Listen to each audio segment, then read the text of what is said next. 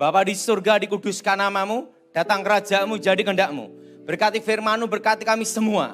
Lawat kami secara pribadi dan nama Yesus dimuliakan. Kerajaan-Mu datang, kehendak-Mu jadi. Berkati firman-Mu, berkati kami semua. Di dalam nama Yesus, yang percaya katakan amin. Shalom. Saudara yang kasih dalam Tuhan, yang Tuhan kehendaki dalam hidup kita adalah kita percaya, taat, dan setia. Mari kita buka Alkitab kita saat ini di dalam kitab Ibrani pasal yang ke-11.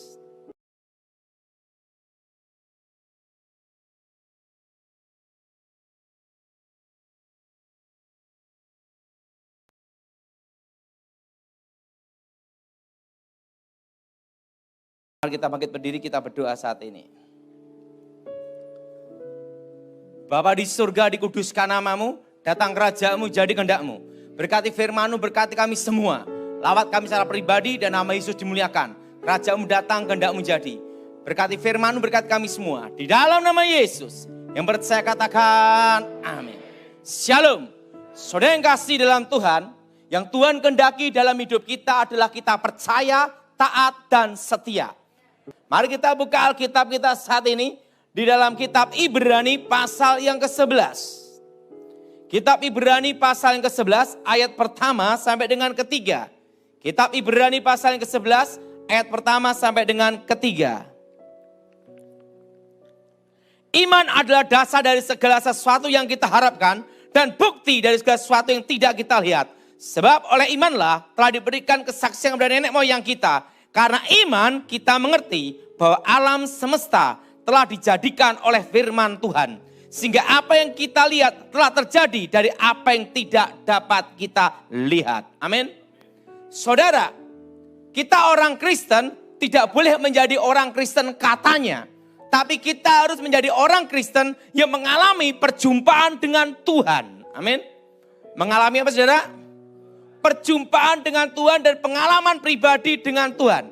Ingat, pengalaman pribadi bukan jaminan 100% kebenaran. Tetapi pengalaman pribadi dengan Tuhan adalah mendukung firman Tuhan. Amin. Bahwa Tuhan itu ada. Satu kali saudara, saya sering ditanya, kenapa saya tidak pakai namanya air, kenapa saya tidak pakai namanya garam. Itu ada sejarahnya semua. Di dalam hidup saya tidak mau orang berdebat gara-gara air, orang ribut gara-gara garam.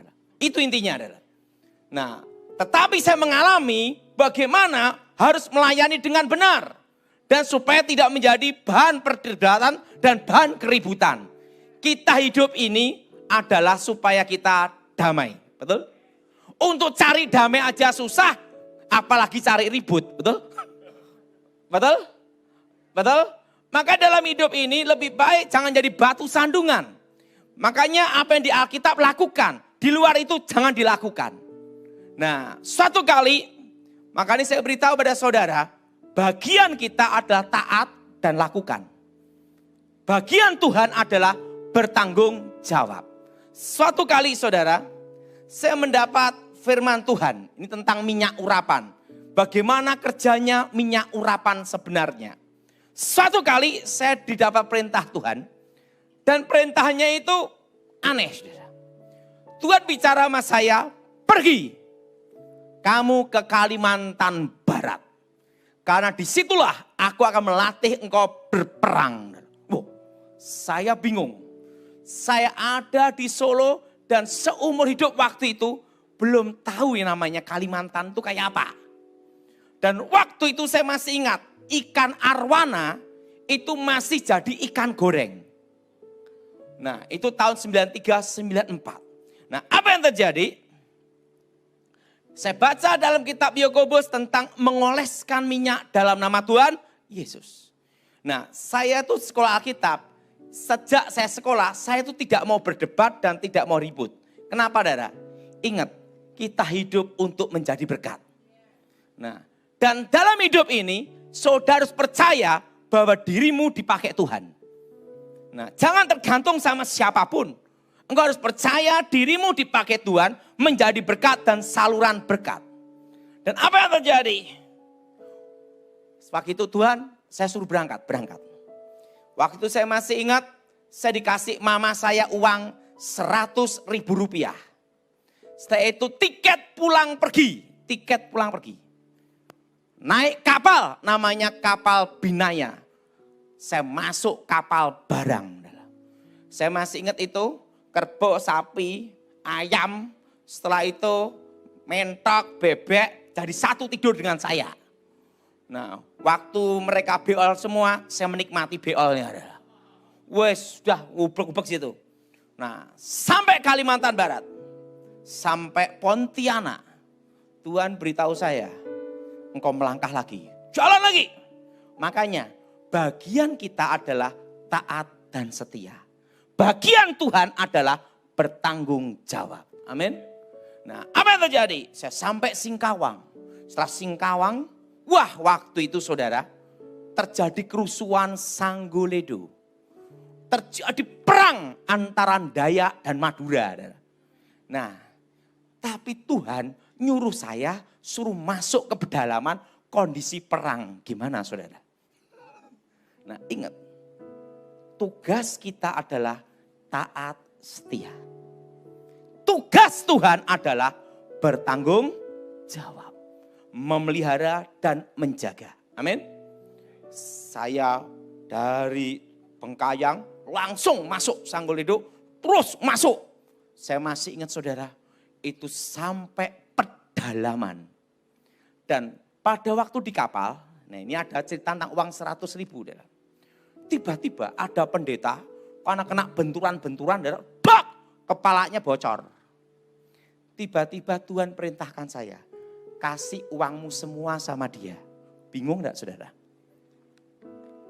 100.000 doang. Saya ngomong sama Tuhan, Tuhan pendeta ini 50.000, saya 50.000. Kau baik hati kan?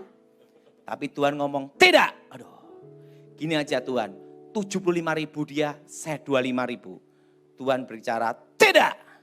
Sekarang terakhir Tuhan, saya 10.000 rupiah, dia 90.000.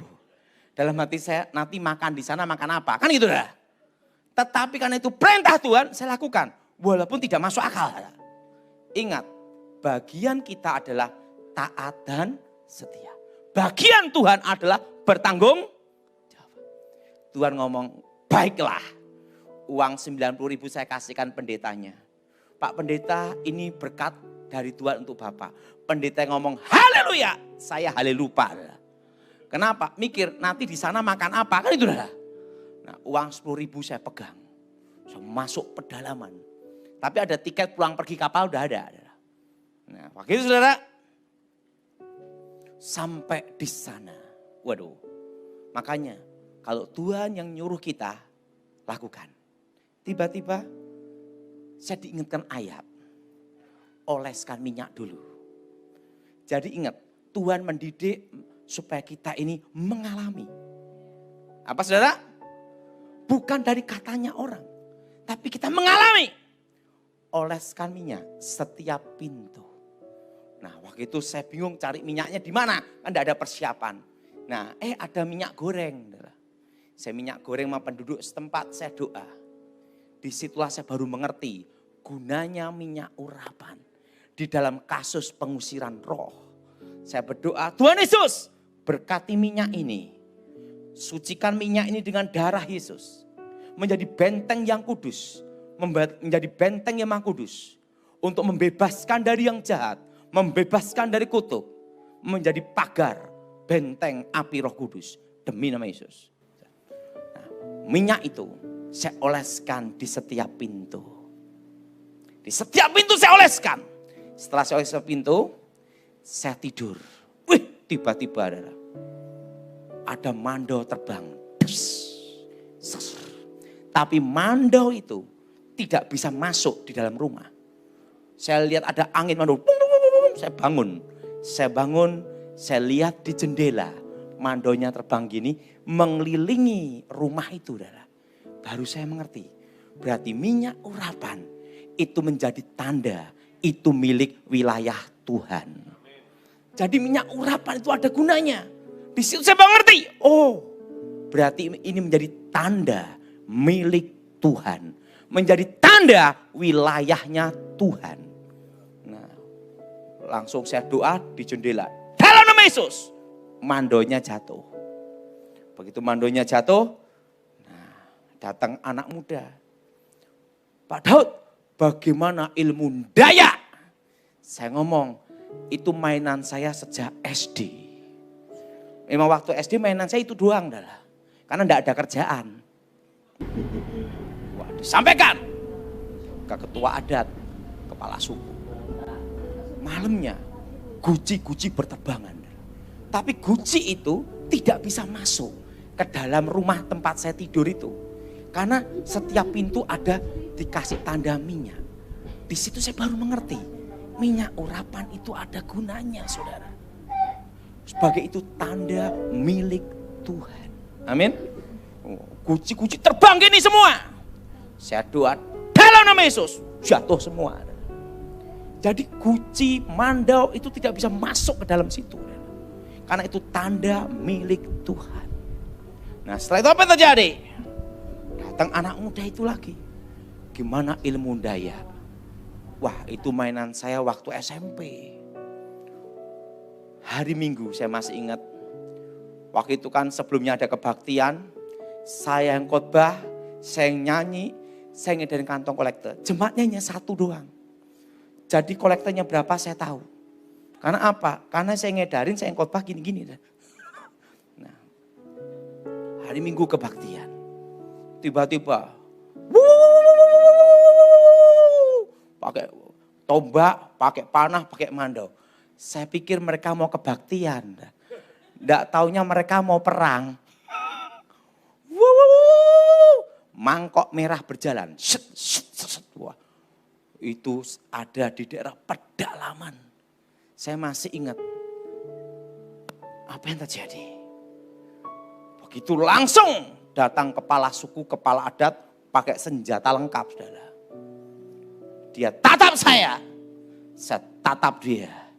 Dalam hati saya, udah uang bokek, ditantang bertarung. Nah, you jual, saya beli. Gitu lah. Tatap-tatapan gini.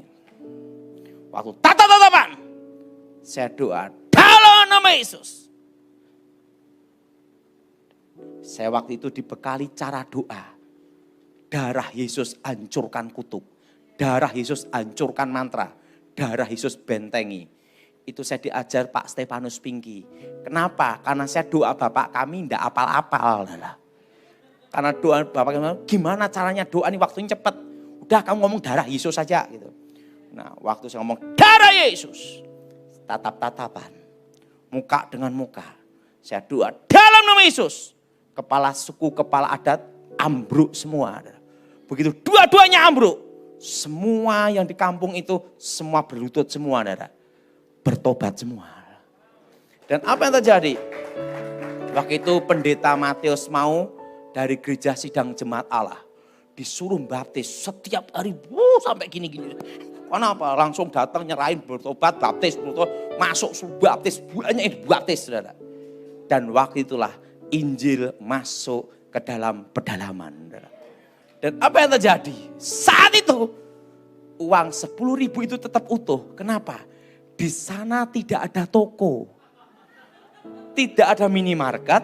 Tidak ada supermarket. Jadi saudara, saya waktu itu saya masih ingat. Buruan pertama, kancil kasihkan saya. Saya makan dulu, sisanya baru mereka. Dari babi hutan, rusa, saya makan duluan. 1 bulan saya makan di pedalaman itu. Dan uang 10.000 itu tetap utuh. Artinya apa? Kalau Tuhan yang perintah, Dia yang bertanggung jawab.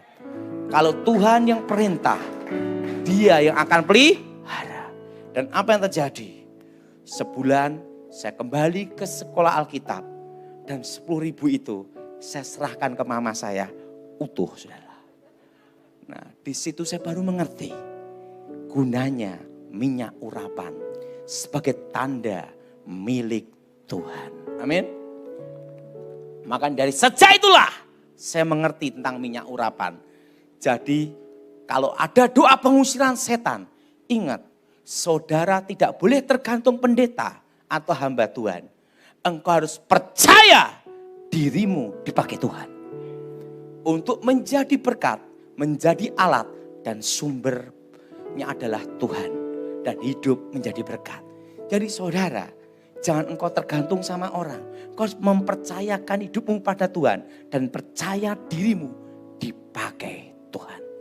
Angkat tanganmu, katakan, aku percaya hidupku dipakai Tuhan.